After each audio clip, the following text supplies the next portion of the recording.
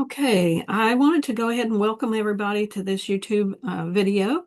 And so I was going to do a little demo today that's a quick page, and you can do it as a two-page spread. And I hope that, and this has kind of been an older design maybe that some have done. I know there's been some other advisors that have done this one, and I just thought today this is a quick one, and I wanted to show it. So you start out with a base page, and of course, all I've done is I have used the back of one of our index sheets because that is all free paper to me. And so if you're going to use it in your album, it don't matter what's on the back because it's going to be in a page or in a top loading page. Um, Also, I probably needed to tell you all that I'm Connie Skaggs from Ladson, South Carolina, and I'm an independent creative memory advisor. So, but for this, we're going to concentrate on using the corner rounder. Hey, I don't know why my mind just went blank, but it's going to be the other side. You know, most people forget that they can use two sides in order to cut on this. And I'm gonna get a scrap piece of paper, because that's the first thing I want to just go ahead and show you, that you can use both sides of this. And I can't grab this will work. And so that's what we're going to do with this. So, if you do on the inside, that just rounds them. Okay. But on this outside, there's a little notch here, as you can see. And if you put your paper in here, and you still have to line it up on both corners. Well, what it does is it gives this look of a kind of like a ticket, so to speak, end. And so that's what we're going to do with these strips. And so, you need 4 strips of paper, and these are 2 3/4 by 11 1/2. And so, and it's just so that you can have a little bit of space. That's all it is.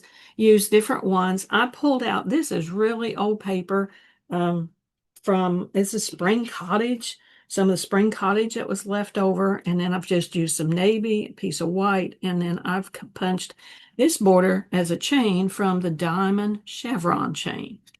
And that's a fairly new punch.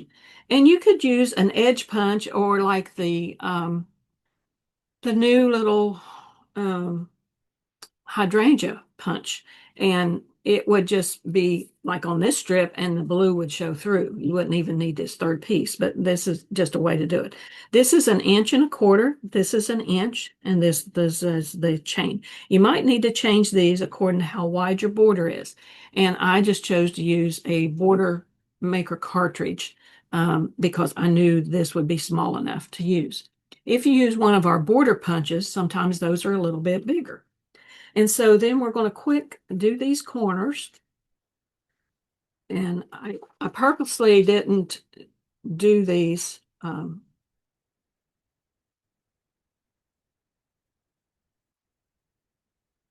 have to be sure to get your paper in the right spot, because I kept trying to go down underneath.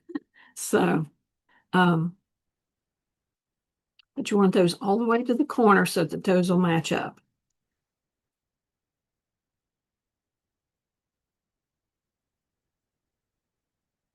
And when you're doing thinner paper, it's easy to miss that little slot.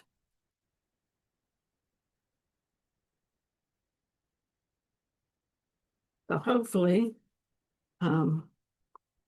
anybody that's watching this on YouTube later will be able to put in the comments if you like this idea. And I know that some other advisors, like Bev DeVono, Lisa Pageant, and some others have showed this at their crops or at their classes. So if you've seen this before, just hang with me. It's okay.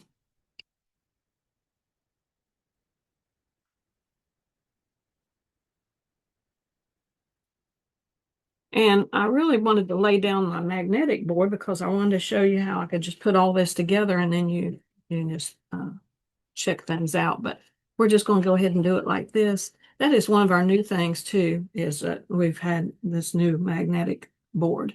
And I'll show you that in just a minute. I'm not going to go ahead and attach this just because I will want to put it on the board. I want to make sure. But I've just had, you got about a 1/4 inch on each side. And I've done about a 1/4 inch at the top.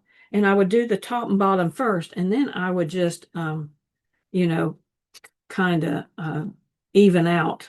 And it's because it's probably going to be about like an eighth here in the middle between those other two. And so using my,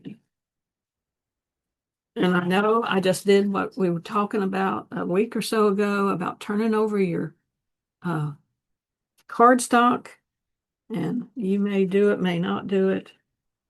But I do on purpose because when I punch it, I can always tell, or when I cut it, I can always tell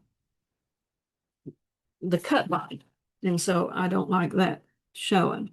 So I'm just attaching these real quick with my repo tape. And so then this, I would probably I want to put it in about 1 inch on each side so that you can see both of the curve, and the little indentation there. Now, if I was going to put photos,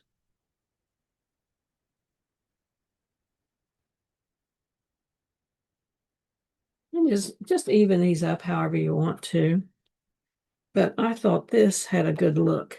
And that is 4 photos, 2 4x4s and a 4x6 on there. If you want to do mats, then you would cut your photos down, trim them down just a little bit.